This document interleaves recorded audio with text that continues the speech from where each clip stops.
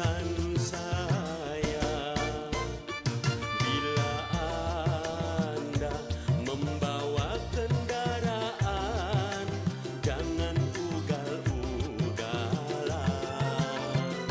Sopan santun, tata tertib dalam berlalu lintas.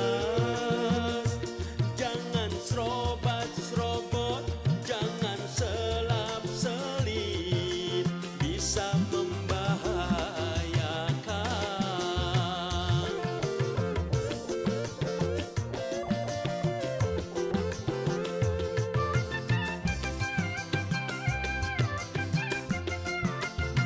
Jadilah pelopor keselamatan di dalam berlalu lintas.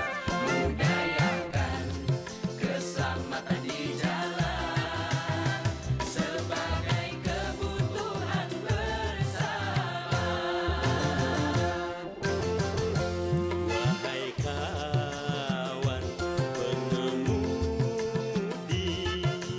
dengar pesan saya, bila Anda membawa kendaraan, jangan ugal-ugalan. Sopan santun, tata tertib dalam berlalu lintas. Jangan serobot-serobot, jangan selap-selip, bisa membahayakan.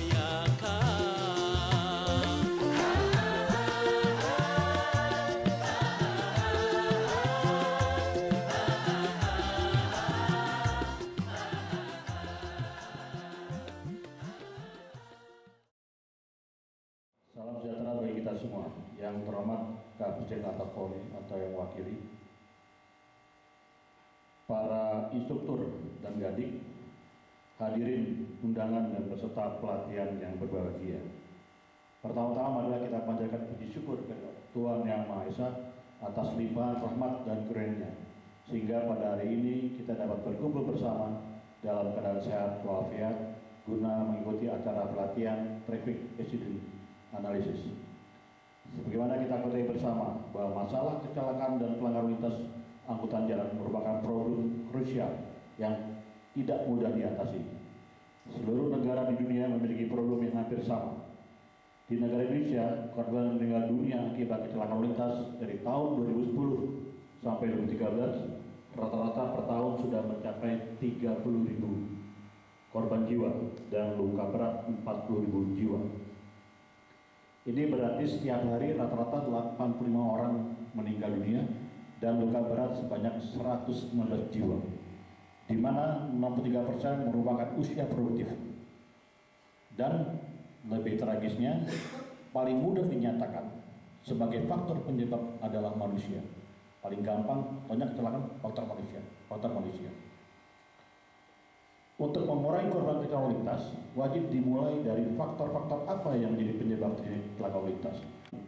Untuk itu, Polri selaku penanggung jawab dalam penanganan kecelakaan lintas harus sudah mulai dapat menentukan faktor penyebab kecelakaan lintas secara benar, sehingga faktor penyebab yang dinyatakan oleh Polri dapat dipertanggungjawabkan. Salah satu upaya Polri dalam menentukan faktor penyebab kecelakaan lintas dengan menggunakan sarana IT, yaitu dengan sistem TA, yang dapat memudahkan Polri dalam pola TKP dan hasilnya lebih akurat daripada menggunakan secara manual yang selama ini dilakukan oleh Polri. Peserta pelatihan saya hormati, TA atau Traffic Accident Analysis adalah kegiatan penandaan di TKP, pengambilan barang bukti, teknik fotogrametri, perhitungan kinematika, dan hasil kegiatan tersebut dipindahkan pada suatu program komputer guna dianalisis dan hasilnya hasil analisis dapat mensimulasikan sebelum, sesaat, dan setelah terjadinya kecelakaan lintas. Untuk itu, dalam pelatihan ini saya berharap keseriusan dari seluruh peserta pelatihan sehingga pelaksanaan pendidikan kecelakaan lintas dapat berjalan secara adil, benar, transparan, dan akuntabel, serta tercapainya tujuan untuk mencegah terjadinya kecelakaan lalu lintas. Sebelum mengakhiri sambutan ini, saya ucapkan terima kasih kepada Kapolsek Lantas beserta jajarannya, para instruktur dan panitia yang telah bekerja sama hingga pelatihan ini dapat terlaksana dengan baik. Demikian sambutan yang dapat saya sampaikan. Semoga Tuhan Yang Maha Esa senantiasa memberikan petunjuk dan bimbingannya kepada kita sekalian. Jadilah pelopor keselamatan lalu lintas dan budayakan keselamatan sebagai kebutuhan. Sekian dan terima kasih. Wassalamualaikum warahmatullahi wabarakatuh. Jakarta, 11 Februari 2012. Kepala Korlantas Polri, Tuan Pujiartanto MM, Inspektur Jenderal Polisi. Hamdan na'imin, hamdan syakirin, hamdan yuwafi ni'amahu wa yukafi'u mazidah. Ya Rabbana lakal hamdu kama yanbaghi li jalali wajhikal karimi wa adimi sultanik. Ya Allah, Tuhan semesta alam, segala puji dan syukur kami panjatkan kehadirat-Mu karena atas limpahan rahmat, taufik, hidayah, dan inayah. Pagi ini kami dapat melaksanakan upacara pembukaan pelatihan TAA dengan baik dan lancar. Ya Allah, Tuhan yang Maha Rahman, Maha Pengasih dan Penyayang, dari awal hingga akhir kegiatan pelatihan ini semoga dapat berjalan dengan baik dan lancar.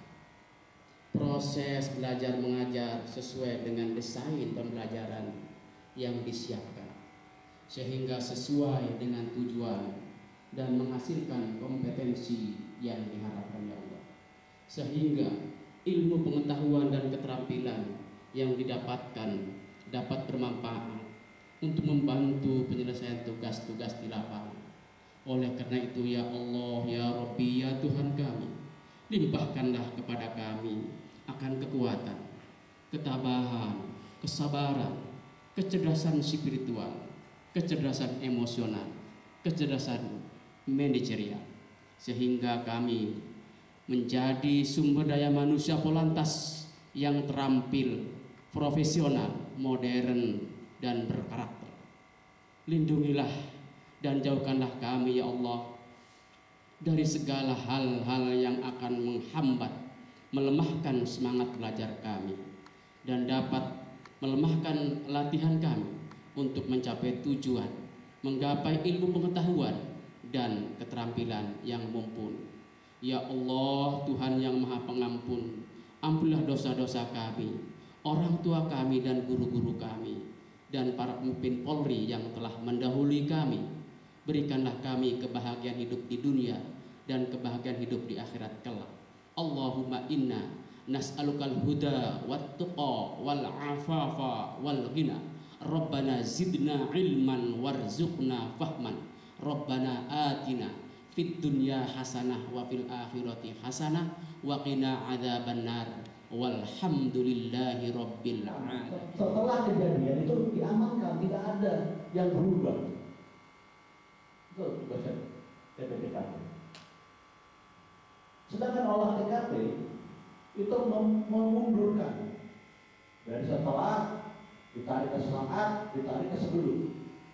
Contoh, setelah menjadikan truk terguling. Kenapa truk terguling? Ditarik ke sesaat kejadian. Kenapa bisa terguling? Oh mungkin ya, dia remnya belum, pengemudinya ngantuk. Itu ditariknya. Jadi olah TKP itu menarik setelah kesesaan aman yang benar, maka olah TKP akan bisa menjawab sampai sebelum terjadi kecelakaan. Kalau penanganannya benar. Saya bicara manual. Dengan TA itu terungkap semua sebelum, sesaat, setelah. Betul kan ya Pak Instruktur? Tapi tergantung semuanya bagaimana TPTKP yang benar. Pengamanan 110. Mengingatkan itu yang di lapangan. Jadi tugas-tugas Anda sebagai TA nanti untuk menjawab sebelum dan sesaat. Remnya belum karena bannya gundul, Anda yang menjawab semua dari TA. Karena bisa berasumsi, dan dari sesaat setelah kejadian kita bisa berasumsi. Setelah kejadian kita bisa berasumsi. Contoh, nabrak orang-orang mentalnya sampai 5 meter. Kita bisa berasumsi, kenapa orang ini bisa mental sampai 5 meter?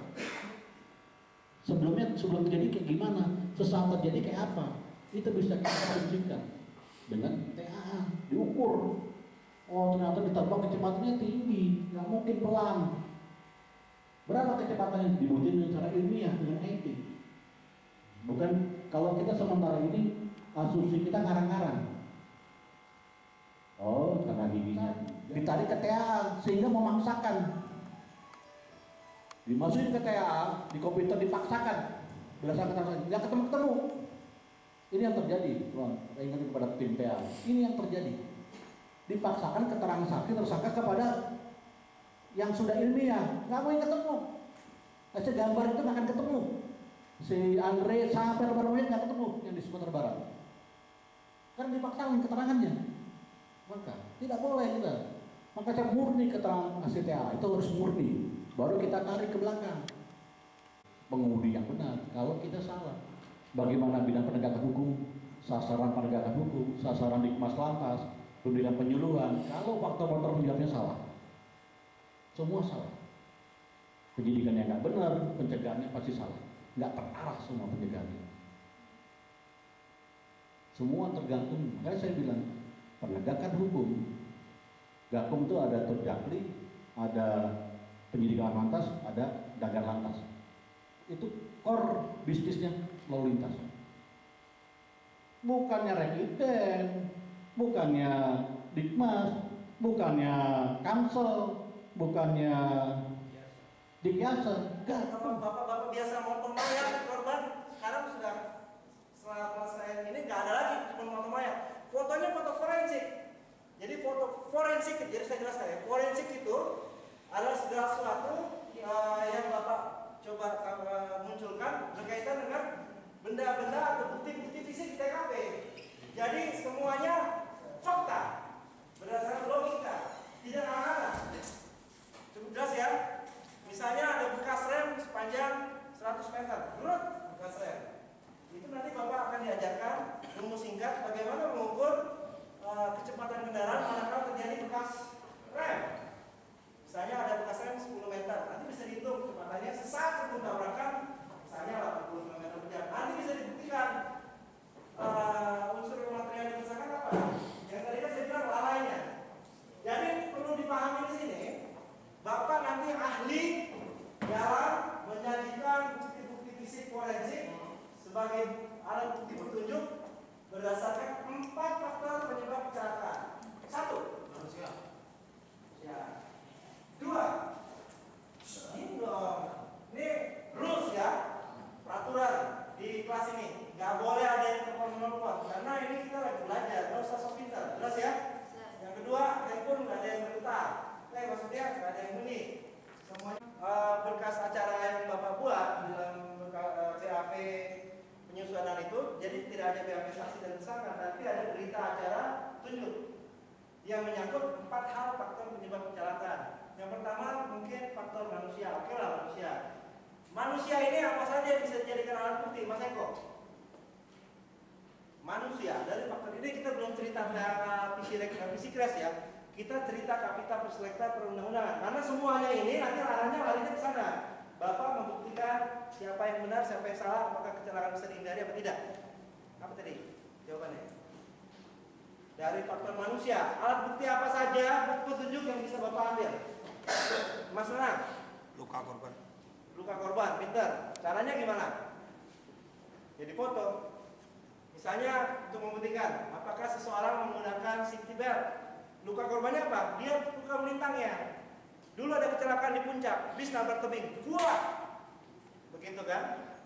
Terus ada yang saya supirnya Pak. Oke.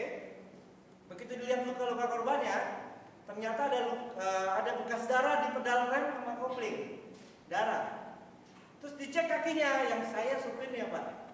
Bersih, tidak ada luka. Terus di belakang, di pojok kiri belakang, ada orang kesakitan, di sininya berdarah semua. Artinya apa? itu membuktikan bahwa apa?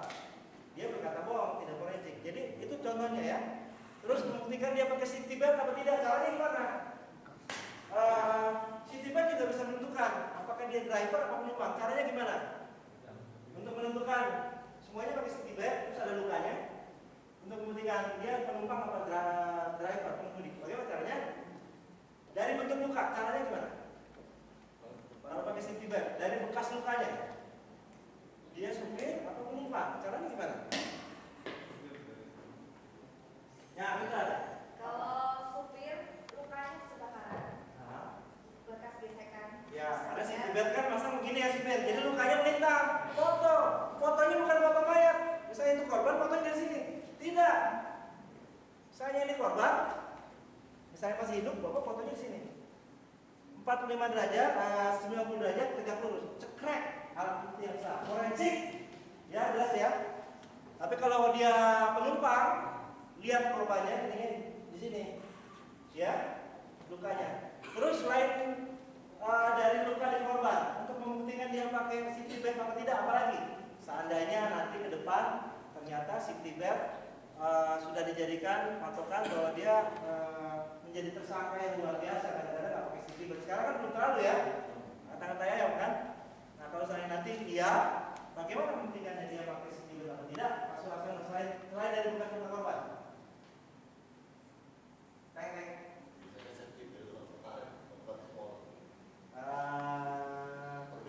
Ya kalau mobilnya tahun 80 begitu ya mahal. Sekarang yang baru-baru Pak ya. Misalnya nih pita safety belt, dia ada bekas luka bakar. Ngerti ya? Pasti ada bekas goresan. Cukup jelas ya? Nah, itu tadi dari faktor manusia. Apa lagi faktor manusia yang bisa dibuktikan bahwa dia adalah tersangka atau apa? Alat bukti apa yang bisa digali dari manusia? Kita lagi cerita petunjuk ya, sorry, ya bukan BAB saksi yang tersangka, dari petunjuk. Apa lagi? Apa coba? Kaitannya dengan orang ya, ini orang. Dalam komputer, dalam mengemudi itu dia membutuhkan waktu reaksi, betul? Nah, coba Pak Nanang berdiri. Yang paling senior apa ya? Umurnya paling tua. Pak Andi coba berdiri. Yang paling muda, kayaknya kamu paling muda ya, berdiri. Nah, ini saya mau lihatin mengapa alat bukti petunjuk kaitannya dengan orang di TKP Anda sangat menentukan. Karena setiap kecelakaan itu hitungannya berkaitan dengan waktu reaksi seseorang. Waktu reaksi seseorang diatur dalam undang-undang pasal berapa? Pak Iqbal? Jadi ada jago-jago TNI harus hafal undang-undang lalu lintas ya. Ya. Jadi bagaimana Anda mau tahu kalau ternyata dia melanggar lalainya karena mengganggu konsentrasinya? Pasal berapa? Teng-teng. Nanti malam belajar ya semua ya. Pasal-pasal ini. Nah, ambil sini ya. Sini kamu.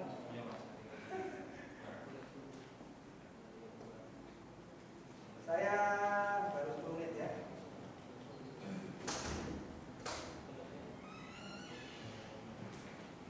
Wah, ini masih baru. Nih lihat nih, bagus sih Pak. Ini saya mau menggambarkan bahwa di jalan, jangan SMS ya. Di jalan sini Pak. Bapak saat mengemudi, maka seseorang dapat menghindari tabrakan atau tidak. Ini adalah kendaraan anak kecil yang menyeberang. Tangan ini adalah reaksinya si bapak menghindari anak yang mau ngambil bola supaya tidak tabrakan. Jelas ya? Dia bereaksi, matanya bereaksi terhadap anak kecil yang menyeberang di depan dia membawa bola. Nah, sekarang begini, bapak tangkap ini ya.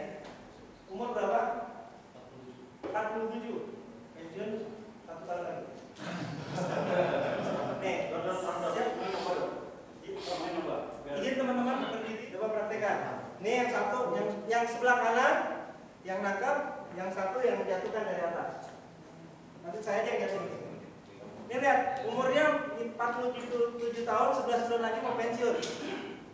Jadi waktu reaksi manusia berdasarkan penelitian, semakin dia tua, dia semakin berkurang. Waktu reaksi manusia itu Antara 0,5 itu Michael Schumacher sampai 1 ke atas. Yang normal itu 1. Kalau udah 1,5 itu udah 60 tahun ke atas. Nih ya, ini anak kecil bawa bola. Kemudian bapak 47 tahun nyetir. Dia mau menghindari bola. Coba tangkap ya pak kartunya. Cit. Nah, masih bagus polisi soalnya. Berarti ini anak muda. Tapi jangan salah. Anak muda ini kerjanya minum-minuman alkohol, ngantuan, mabuk, narkoba. Kamu narkoba nggak? Nah, ini walaupun muda mungkin bisa saja tidak tertangkap sama dia. Tangkap ya.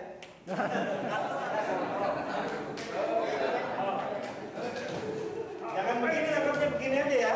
Nangkapnya jangan begini, begini aja. Jangan.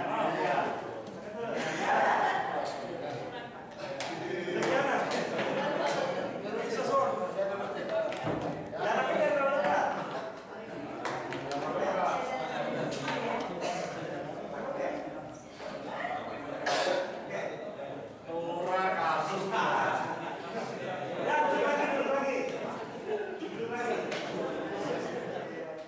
Tunjuk dari faktor kendaraan.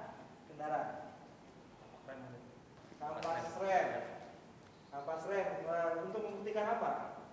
Kendaraan itu bisa tonjok tidak? Ya, dia melakukan pengereman atau tidak, gitu ya. Terus apa lagi Mas Hendra? Bekas rem di. Enggak, itu kita lagi cerita kendaraan dulu. Bekas rem ada di bekas di ban ya. Jadi kalau misalnya ban, nanti saya tunjukin gambar-gambarnya. Ada ban, terus di ban itu ada spot hitam, tanda hitam ya, tanda hitam tebal. Itu artinya dia melaksanakan rem blokir. Rem blokir itu rem sekeras-kerasnya. Itu akan muncul scratch atau bekas tanda hitam. Itu artinya dia melakukan pengereman. Nanti berikutnya nanti kita cerita tentang jalan. Selanjutnya apa lagi, Mas? Apalagi selain ban? Yang ini lah. Priyadi, apa lagi? Tabrakan di kendaraan. Tabrakan di kendaraan. Nah, oke, untuk membuktikan apa? Posisi kendaraan. Anak kendaraan tabrakan dari mana bisa juga. Terus Pak Otohang apa lagi? Pembuatan kendaraan kali ya? Tahun pembuatan kendaraan. Itu nanti kita cerita dokumen. Yang lain apa? Cerita fisik kendaraan ya. Bukti. Mungkin ban. Ban sudah, apa lagi? Teknik Ranmor nih, kita lagi cerita teknik Ranmor. Jadi ternyata teknik Ranmor itu penting untuk Bapak kuasai untuk mengetahui pembuktian forensik tentang apakah ada alat bukti petunjuk dari faktor kendaraan. Apa Mas? Persneling untuk membuktikan apa? Pinter. Jadi itu ada datanya di dealer TPM. Kalau gigi 1 tuh dia kecepatan berapa? 0 sampai 30 contohnya. Kemudian gigi 2 berapa? Kalau gigi 4 mungkin 60 sampai 100 dan seterusnya. Apa lagi? Spelling. Membuktikan apa? Untuk dia begitu diputar apa memang dalam basis standar atau bukan? Oke, untuk membuktikan dia apakah nanti bisa kontrol atau tidak begitu ya. Yang lain apa lagi?